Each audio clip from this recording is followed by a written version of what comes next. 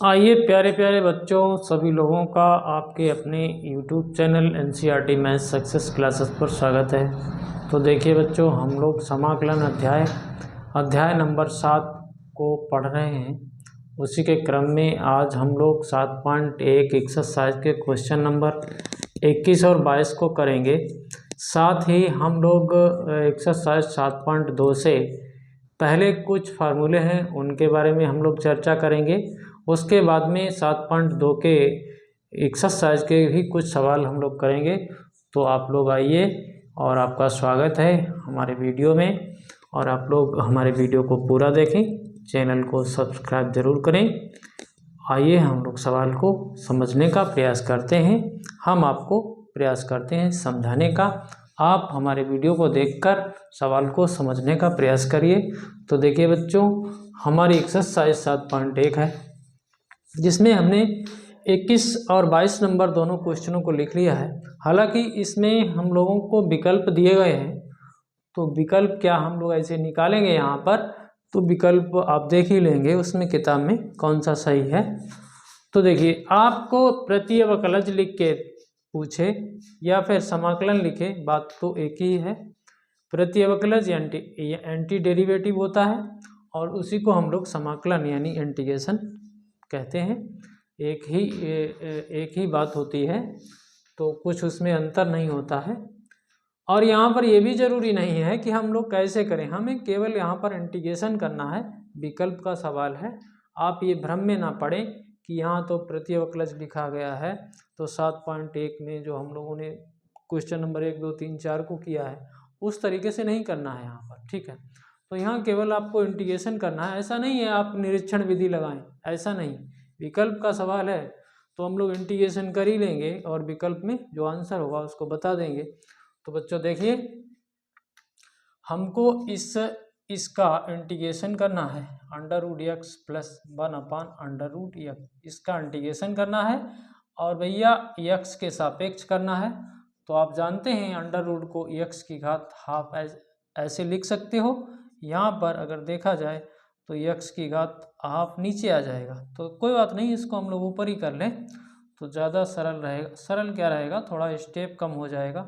x की घात -half ऐसे आप इसको लिख सकते हैं। और बच्चों देखिए, हम लोग जानते हैं भैया x की घात n का फार्मूला क्या होता है।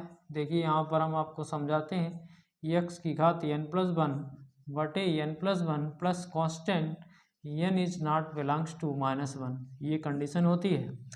तो ये तो आपको पता है फार्मूला, ठीक है। इसी फार्मूले से हम लोग यहाँ काम कर जाएंगे। तो देखिए, ये हमारा क्या हो गया, x की घात half into dx plus x की घात -हाफ इंटू dx। आपको ये फार्मूला सेट करना है।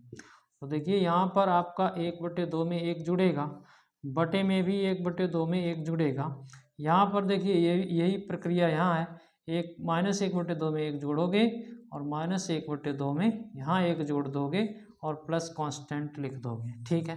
अब कुछ नहीं, आपको केवल उत्तर बताना है। x की घात कितना हो जाएगा, 3/2, और बटे में भी तो 3/2 आएगा, तो उसको ऐसे लिख दीजिए उल्टा करके, क्योंकि आप जानते हैं यहाँ पर देखिए आधी घात है माइनस की और एक ये पॉजिटिव है, तो आधी बचेगी और वो कैसी बचेगी, पॉजिटिव बचेगी, और नीचे भी आपको पॉजिटिव बचेगा 1/2, तो उसको हम लोग ऐसा लिख दें और प्लस एक कांस्टेंट लिख दें। तो अब आपका यही आंसर होगा, इसको आप देख सकते हैं, आपका विकल्प नंबर सी है। सी विकल्प सही है, सी विकल्प सही है, ये आपके समझ में आ गया होगा, ठीक है।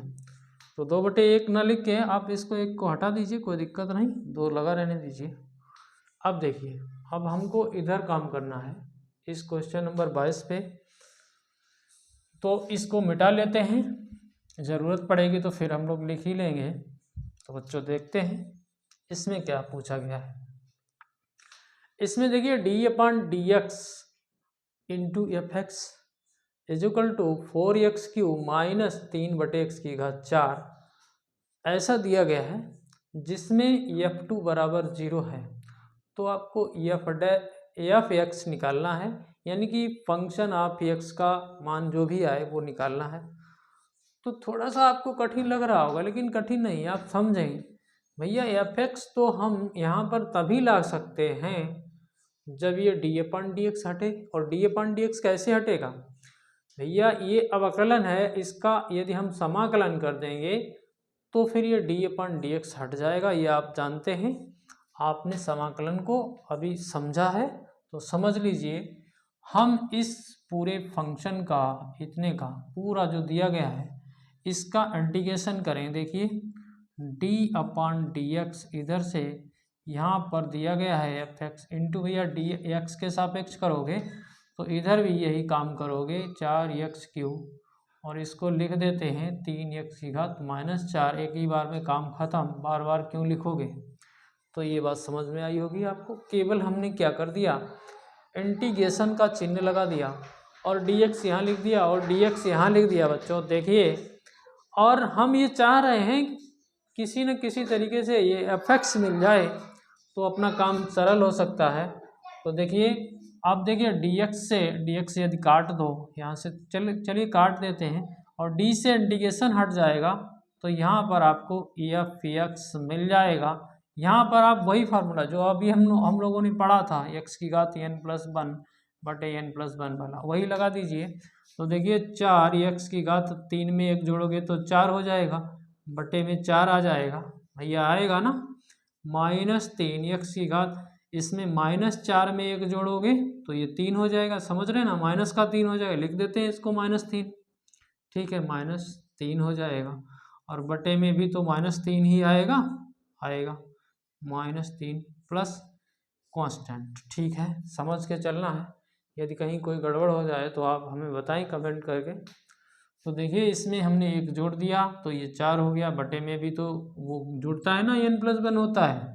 यहाँ पर हमने 1 जोड़ दिया तो भैया ये 3 रह गया, तो यहाँ पर भी -3। अब इससे हम लोगों को देखिए क्या कुछ मिला, हाँ ये 4 से 4 कैंसिल हो जाएगा, -3 से ये कैंसिल हो जाएगा। आपको मिला है x⁻4 और माइनस माइनस यहाँ प्लस हो गया था, इसको आप 1/x⁻3 प्लस कांस्टेंट लिख सकते हो, कोई दिक्कत नहीं, यहाँ तक आप समझ ही रहे हैं। अब f(x) तो आया है लेकिन इसमें c जुड़ा हुआ है, हम लोग सीधा सीधा f(x) को निकालना चाह रहे हैं। यहाँ कांस्टेंट जुड़ा है लेकिन f(x) तो आ चुका है, तो इस कांस्टेंट की भरपाई यानी इससे, इस कंडीशन से हम इस कांस्टेंट का मान निकाल सकते हैं।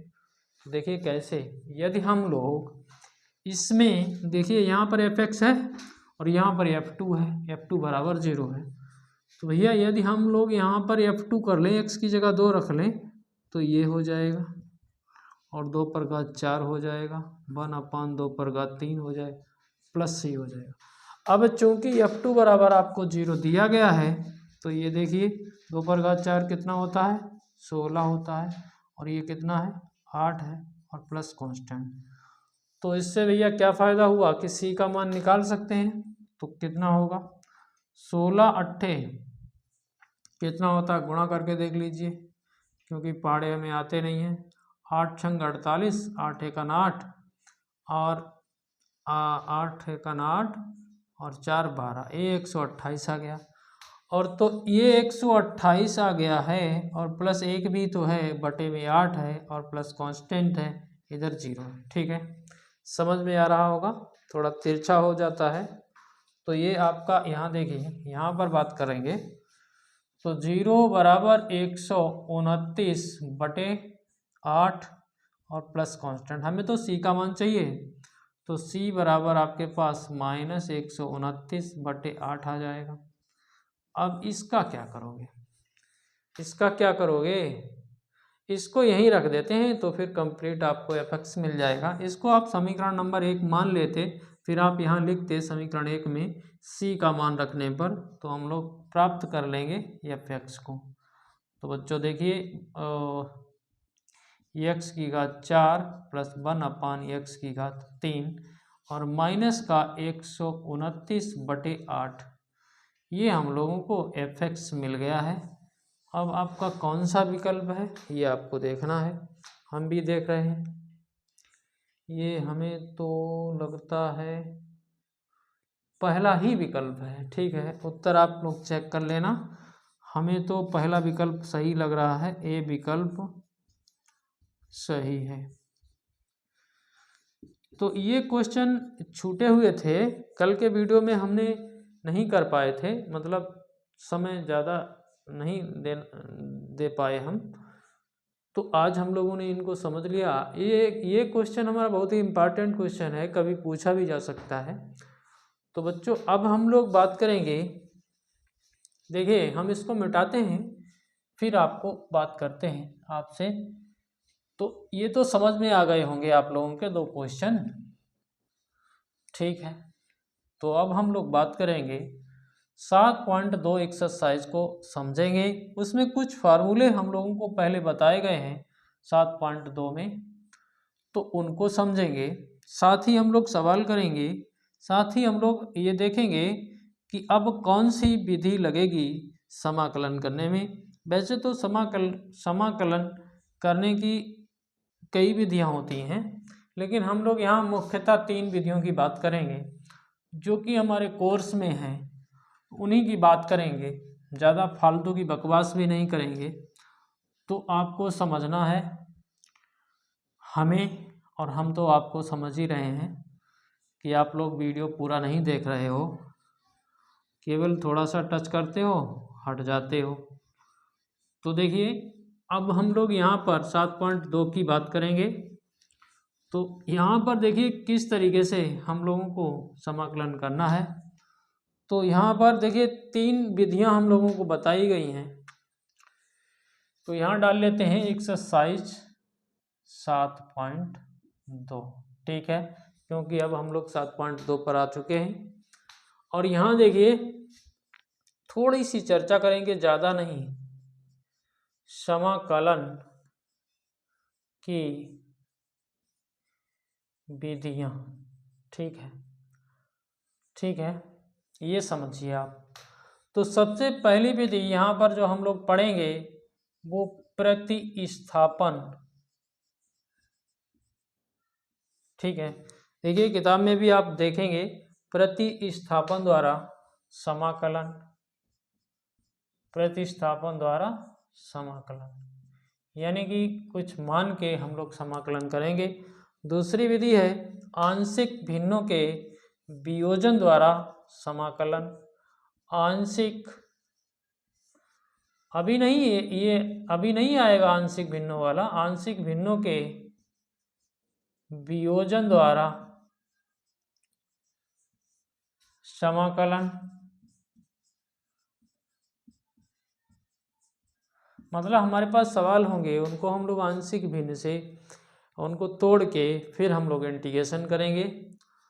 नंबर 3 में यहाँ पर खंडशः समाकलन है। खंडशः समाकलन। ठीक है, मतलब हम बाय पार्ट समाकलन करेंगे, ये फर्स्ट सेकंड करके उसमें सूत्र होंगे, हम लोग बात करेंगे। तो देखिए और हमारे पास यहाँ पर 4 फार्मूले होते हैं। एक फार्मूला हमारा tan x dx होता है इंटीग्रेशन। तो देखिए इसका हम लोग सूत्र अगर लिखें तो होता है log मॉडुलस sec x होता है और प्लस एक कांस्टेंट होता है। ये यहाँ पर यूज हो सकता है, आगे यूज होगा। अब एक इसी का भाई जो है, वो जो भाई है इसका cot x dx है, तो इसमें भी इसी प्रकार से log sin x plus modulus में sin x प्लस कांस्टेंट होता है। और एक इनका पड़ोसी और है ये sec x dx, तो भैया ये भी इसी टाइप से होता है log sec x plus tan x का मॉडुलस होता है। ठीक है, और इनका एक भाई और है cosec x dx, ये भी इसी टाइप से होता है log cosec x minus cot x modulus होता है प्लस कांस्टेंट, क्योंकि मॉडुलस इसलिए लिया जाता है क्योंकि लॉग का डोमेन हमेशा पॉजिटिव होता है। तो ये फार्मूले, अच्छा ये फार्मूले आए कैसे, कैसे आ गए, तो हम लोग इनकी चर्चा कर लिया करेंगे आगे सवालों में, आप देखना हम बताएंगे आपको। तो ये 4 ही फार्मूले हैं यहाँ पर और ज़्यादा फार्मूले नहीं हैं। तो यहाँ आप किताब से देख लें, इसमें हम लोग यहाँ पर सिद्ध भी कर सकते थे लेकिन ज़रूरी नहीं हमने समझा, तो आपको सीधा सीधा हमने फार्मूले बताए हैं। तो जहाँ tan x की आवश्यकता होगी इंटीग्रेशन की, वहाँ हम लोग log sec x रख लेंगे। और भैया ये cot x मिलेगा तो हम लोग log sin x रख लेंगे। और भैया ये sec x मिलेगा तो हम लोग log मॉडुलस में sec x plus tan x रख लेंगे। और प्लस कांस्टेंट तो जुड़ता ही है। हम लोग cosec x को यदि ये मिल गया तो ऐसा हम लोग लिख लेंगे log cosec x minus cot x। ये किताब में आपको दिए गए हैं, बहुत ही इंपॉर्टेंट फार्मूले हैं, इंटीग्रेशन में इनका बहुत ही यूज है। तो अब इसके बाद में हम लोग एक्सरसाइज 7.2 पर आ चुके हैं और यहाँ पर भी हम लोग ये जो विधि है प्रतिस्थापन द्वारा समाकलन, इस विधि से हम लोग यहाँ पर समाकलन करेंगे बच्चों। तो ज़रूर आप देखें तो समझ में आएगा। तो देखिए इनकी तो आपको ज़रूरत पड़ेगी तो फिर देख लेंगे, बाद में लिख ही लेंगे। इनको हटा लेते हैं ताकि सवाल लगाने में हम लोगों को आराम रहे। यहाँ हमारे पास ये जगह बनी रहे वाइट बोर्ड में, यानी कि साफ कर लेते हैं, ठीक है। तो इसको हटा दो। अब देखिए सवाल नंबर पहले पर आते हैं हम लोग, और कैसे समझना है आपको बिल्कुल समझ में आ जाएगा। यहाँ पर समाकलन बच्चे सीखते हैं, ये एक्सरसाइजें इतनी सरल होती हैं। यहाँ पर यदि आपने सही से सीख लिया तो निश्चित रूप से आप बच्चों आपको समाकलन आ जाएगा। एक बार समझें, बार बार मत समझें, ठीक है। ये नहीं कि आप फिर समझ रहे हैं फिर समझ रहे हैं, केवल आप एक बार समझिए, ढंग का समझिए तो दिक्कत नहीं होगी। तो पहला सवाल है 2x बटे 1 प्लस एक्स स्क्वायर। तो हमारा पहला सवाल है बच्चों 2x बटे 1 प्लस एक्स स्क्वायर, ये सवाल है और दिया गया है, ठीक है बच्चों। तो देखिए चूंकि हम लोग यहाँ पर प्रतिस्थापन विधि से समाकलन करेंगे तो आप ऐसा कुछ करिए, या तो देखिए आप इसमें सवाल को देखिए और सवाल को देखने के बाद में ये सोचिए कि आप किसे क्या मान लें। जैसे हम लोग यहाँ पर टी मान लेते हैं, हाँ सामान्यतः यहाँ पर टी मानते हैं, या आप और कुछ मानना चाहें तो और भी मान सकते हैं, कोई दिक्कत नहीं। टी ज़्यादातर माना जाता है तो उसी हिसाब से हम लोग करेंगे। जैसे यदि हम यहाँ पर इस सवाल में मान लें कि 1 प्लस एक्स स्क्वायर बराबर टी है, ठीक है। तो देखिए बच्चों यहाँ पर अवकलन की भी ज़रूरत पड़ती है। अब हमारी आवश्यकता है कि हम तो देखिए हम तो 1 प्लस एक्स स्क्वायर की जगह टी रख लेंगे, ठीक है, रख लेंगे। तो ये तो बात तो आपके समझ में आ रही होगी। और dx की जगह क्या रखेंगे भाई, हम यहाँ पर इस सवाल को t की फॉर्म में चेंज कर रहे हैं तो निश्चित रूप से आपको यहाँ पर dt भी करना ही होगा। तो dt आपको कैसे लाना है, कैसे आप dx बनाएंगे, फिर क्या करेंगे, इस पूरे सवाल का पूरा फॉर्मेट t के पदों में बदलोगे। तो देखिए यहाँ पर हम लोग यदि इसका अवकलन कर दें तो ये तो 0 हो जाएगा, इसका एक्स स्क्वायर का 2x हो जाएगा, भैया x का करोगे तो dx हो जाएगा, इधर से dt हो जाएगा। तो अब आपने देखा कि ये 2x dx बराबर dt आ गया है। तो इस 2x dx बराबर dt ये आया है, इसका हम लोग फायदा उठा लें तो इस 2x और dx की जगह हम लोग dt को ला सकते हैं ना, ला सकते हैं बिल्कुल। और इसकी जगह पर हम लोग t ला सकते हैं, तो लाइए। तो भैया इसकी इतने की जगह पर हमने तो dt रख लिया और यहाँ पर t रख लिया और सवाल बदलकर ये हो गया। अब आप समझिए, आप थोड़ा इसे और अच्छा लिखिए तो 1/t ऐसे लिख दीजिए, फिर dt लिखिए। अब आप ध्यान करिए, आपने एक फार्मूला पढ़ा था समाकलन में, आपने पढ़ा था कि 1/x का समाकलन क्या होता है। ये देखिए यहाँ पर 1/x का समाकलन होता है log मॉडुलस में x और प्लस कांस्टेंट। ध्यान करिए ये फार्मूला आप लोगों ने पढ़ा था। तो यहाँ x तो है नहीं, यहाँ t है, तो बस उसी फॉर्म में बदलना है। तो ये हो जाएगा आपका log t modulus plus constant. अब ऐसा तो है नहीं कि हम t को t ही रहने दें, क्योंकि सवाल तो हमारा इस फॉर्मेट में था। तो उसी फॉर्मेट में हम सवाल को चेंज करेंगे। भैया t की जगह जो हमने माना था 1+x² को t माना था, तो बस इसकी जगह हम 1+x² से बदल देंगे और जो भी है उसको वैसा ही रहने देंगे। तो बच्चों ये आंसर है। सवाल आप एक समझिए, उसके हिसाब से आप बहुत से सवाल करेंगे। आप बार बार समझेंगे तो 10 सवाल समझेंगे, तो उससे कोई फ़ायदा नहीं होने वाला। तो एक को सही से समझ लीजिए, फिर तो आप लगा ही लेंगे। अब देखिए बच्चों, अगला सवाल भी हम साथ के साथ लगा दें। इसको हटा देते हैं, ये तो आपने देख ही लिया है। देखिए, चलिए देख लिया आपने। दूसरा देखिए, दूसरा सवाल देखिए। दूसरा सवाल भी बिल्कुल ऐसा ही है। तो उसमें हम लोगों से कहा गया है कि भैया आप log x का स्क्वायर और बटे में x है, इसका समाकलन कर दीजिए। तो क्या करोगे, अब क्या सोचोगे, किसको क्या माने? तो थोड़ा सा आप आइडिया लगाया करें कि इसमें ऐसा कुछ मान लें कि ये सवाल कम से कम हो जाए, ये इतना बड़ा ना रहे। तो आपने देखिए log, यहाँ पर समझ जाओगे आप, बार बार करोगे तो log x बराबर आप t कर लीजिए। ठीक है, अब आप सोच रहे होंगे आपने कैसे सोच लिया। तो देखिए आप बार बार सवाल करेंगे तो आप भी सोच लेंगे। तो इससे ये देखिए हम लोग dx भी तो निकालेंगे। तो log x का हम लोग अवकलन कर दें तो 1/x dx बराबर dt आ जाएगा। हम लोगों ने इसको मान लिया है t के बराबर।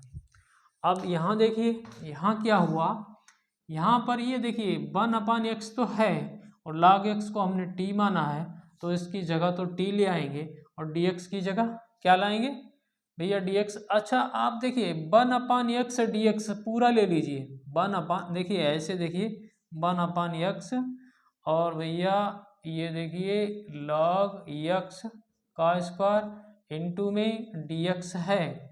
ये है सवाल हमारा। तो सोचिए आप 1/x dx, ठीक है, 1/x dx 1/x dx की जगह dt ले आए और इसकी जगह t ले आए, तो सवाल क्या हो गया, ऐसा नहीं हो गया क्या? देखिए ठीक है। तो x की घात n वाले फार्मूले से इसका हम लोग इंटीग्रेशन कर ही लेंगे, ये होता है ना। तो देखिए इसमें क्या हो जाएगा, ओह इंटीग्रेशन हटाइए, इंटीग्रेशन तो कर ही रहे हैं। तो इसमें देखिए t की घात 2+1/2+1 हो जाएगा, प्लस एक कांस्टेंट जोड़ दीजिए। ठीक है, तो क्या हो गया, ये आपका हो गया t की घात 3/3 प्लस कांस्टेंट। अब आपको ऐसा तो उत्तर छोड़ना नहीं है। आपको पता है हमने log x को t माना था, तो t की जगह आप log x को रख दीजिए, आपका आंसर हो जाएगा log x की घात 3/3 प्लस कांस्टेंट।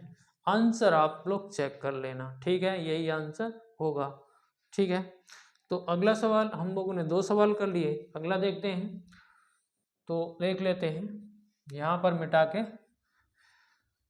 तो मार्कर में हमारे स्याही कम हो गई है, अभी हम दूसरा मार्कर लेंगे। तो देखिए बच्चों, हम लोगों ने मार्कर भी बदल लिया है और सवाल भी हमने नोट कर लिए हैं इसी गैप में। तो देखिए हम लोग तीसरा, चौथा, पांचवा करेंगे। तो यहाँ समझिए आप इसका इंटीग्रेशन कर रहे हैं। ठीक है, तो इंटीग्रेशन का चिन्ह तो लगा ही लीजिए। ठीक है, लगा लिया आपने। अब आप सोचें किसको क्या माने। तो देखिए हमने आपको पहले भी एक सलाह दी थी कि आप इंटीग्रेशन करने से पहले सवाल को देखें और सोचें कि ये कुछ सरल हो सकता है तो सरल कर लें। तो इसमें तो हम लोग कुछ नहीं कर सकते, लेकिन हाँ इतना ज़रूर कर सकते हैं कि ये x है, ये x है, इसको कॉमन कर सकते हैं। तो यहाँ अंदर में 1 + log x रह जाएगा। ठीक है, अब देखिए आप सोचिए, आप सोच लेंगे 1 + log x को यदि हम लोग t मान लें यहाँ पर देखो बच्चों, मान लें अगर 1 प्लस log x को t मान लें तो कहीं ना कहीं हमारा काम आसान हो जाएगा। देखिए 1 का तो शून्य हो जाएगा, ये शून्य हो गया, log x का 1/x हो जाएगा, इंटू में dx आ जाएगा, इधर dt हो जाएगा। तो अब आप देखिए 1/x इंटू dx, ठीक है, इतना देख रहे हो ना, ये ठीक है। तो इसकी जगह आप dt ले आएंगे और इसकी जगह तो आपने t माना ही, तो देखिए 1/t dt हो गया। अब इसका आप जानते हैं log मॉडुलस t हो जाएगा प्लस कांस्टेंट, ठीक है। अब t जो माना था उसको तो रखना ही पड़ेगा, तो log 1 प्लस log x का मॉडुलस प्लस कांस्टेंट, ये आपका आंसर हो गया, ठीक है, समझ रहे हैं आप। अब इसमें आइए, इसमें आप सोचिए कि यदि हम लोग देखिए इस कोष्टक वाले को कुछ मान लें तो cos x का अवकलन करेंगे तो sin x आ जाएगा, ठीक है, तो उसको हम लोग देख लेंगे। तो यहाँ भी हम लोगों को इंटीग्रेशन ही करना है। तो देखिए इसमें हमने यहाँ पर माना है कि भैया cos x बराबर t। अब cos x का अवकलन करोगे तो कितना आ जाएगा बच्चों, देखो minus sine x d x is equal to d t, ठीक है। अब आप देखो कि आपके पास साइन एक्स और डी एक्स है, तो साइन एक्स डी एक्स बराबर डी टी आपने लाया, लेकिन ये माइनस है तो कोई दिक्कत नहीं, इसको ऐसे बदल दीजिए, तो इधर माइनस कर दीजिए, तो माइनस डी टी, यानी कि हम इसको और इसको हटा देंगे और माइनस डी टी लिख देंगे, और यहाँ तो साइन रहेगा, यहाँ पर टी आ जाएगा। तो देखिए ये हो गया साइन टी और डी टी, और भैया ये माइनस तो एक कांस्टेंट ही है, इसको बाहर कर दो, -1 लगा दो या माइनस लगा दो, कोई दिक्कत नहीं। अब देखना है आपको, अब आपको यहाँ इंटीग्रेशन करना है, तो आपको ध्यान होगा कि भैया आप साइन एक्स का इंटीग्रेशन जब पढ़े थे तो क्या सूत्र पढ़े थे, माइनस का cos x प्लस सी, ये पढ़े थे ना। तो उत्तर आप लोग चेक जरूर कर लें, ठीक है। तो ये माइनस और इसका कितना आ जाएगा cos t, और एक माइनस भी आएगा साथ में ये, और प्लस कांस्टेंट, तो माइनस माइनस तो प्लस हो गया, ये आपको cos t मिल गया, cos t प्लस कांस्टेंट, और t की जगह क्या माना था आपने, ठीक है cos x माना था, तो यहाँ पर cos x आ जाएगा प्लस कांस्टेंट, ठीक है बच्चों, ये आंसर है आपका। इसको ज़रूर चेक करें। अगला सवाल देखेंगे तो उस सवाल को 2 तरीके से हम लोग कर सकते हैं, तो इसे ज़रूर देख लें, आंसर देख के हमें बताएं। यहाँ पर भी हम लोगों को देखिए बच्चों इंटीग्रेशन ही करना है, ठीक है। तो इसमें आप देखिए 2 तरीके से कैसे कर सकते हैं, आप देखिए साइन ए एक्स प्लस बी को टी मान लें तो भी सवाल हो जाएगा, या फिर cos A X plus B को टी मान लें तो भी सवाल हो जाएगा, या फिर 3 तरीके भी हो सकते हैं, इसमें 2 का गुणा करें, ये 2 sine theta cos theta type से फार्मूला बन जाएगा तो भी हो जाएगा। तो हम लोग जैसे, अच्छा ये ज़रूरी नहीं है इसका उत्तर किताब से आप मैच कराओ तो किताब से मैच हो भी सकता है, नहीं भी हो सकता है। यदि आप इसको टी मानेंगे तो कुछ और आएगा, इसको टी मानेंगे तो कुछ और आएगा। तो ये आप ये चिंता मत करें कि आंसर तो मैच नहीं हो रहा है। तो हम लोग इसमें इस सवाल में साइन ए एक्स प्लस बी को टी मान रहे हैं, ठीक है। इसका हम लोग अवकलन करेंगे तो cos A X plus B into में ए और आ जाएगा, इंटू में डी एक्स बराबर डी टी, यहाँ से दिख रहा है, दिख रहा होगा। तो देखिए हमारे पास सवाल में cos A X plus B, cos A X plus B into D x बराबर डी टी बटे ए, इधर ले आइए, डी टी बटे ए कर दिया हमने। अब हमारा फ़ायदा ये हुआ कि भैया इस इतने की जगह पर क्या रख दोगे, डी टी बटे ए, ठीक है, इसकी जगह, और इसकी जगह तो आपने टी मान लिया था, तो हमारा सवाल बदल गया। तो यहाँ पर देखिए हम लोग इधर मिटा लें थोड़ा सा तो अच्छा रहेगा, इसको मिटा लेते हैं। तो देखिए बच्चों हम यहाँ पर करेंगे, और देखिए ये आपका t है और ये आपका पूरा dt बटे a आ गया है, तो कोई दिक्कत नहीं, इसको dt बटे a लिख दिए, a को बाहर कर दीजिए, ठीक है। तो 1/a हो गया और ये टी डी टी हो गया। अब हम लोग टी के सापेक्ष इसका इंटीग्रेशन कर लेंगे तो 1/a इसका हो जाएगा t²/2 प्लस कॉन्स्टेंट। अब क्या करोगे, अब टी का मान रखना है तो 1/2a इसको अलग कर दीजिए यहाँ पर sin ax प्लस बी को का स्क्वायर प्लस एक कांस्टेंट जोड़ेंगे। तो बच्चों ये भी आंसर है और दूसरा भी आंसर हो सकता है।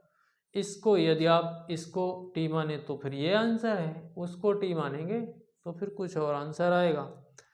तो इसमें कोई आप कंफ्यूज ना हो कि यहाँ ये आंसर नहीं मैच कर रहा है किताब से, तो इससे आप ज़्यादा वो ना करें।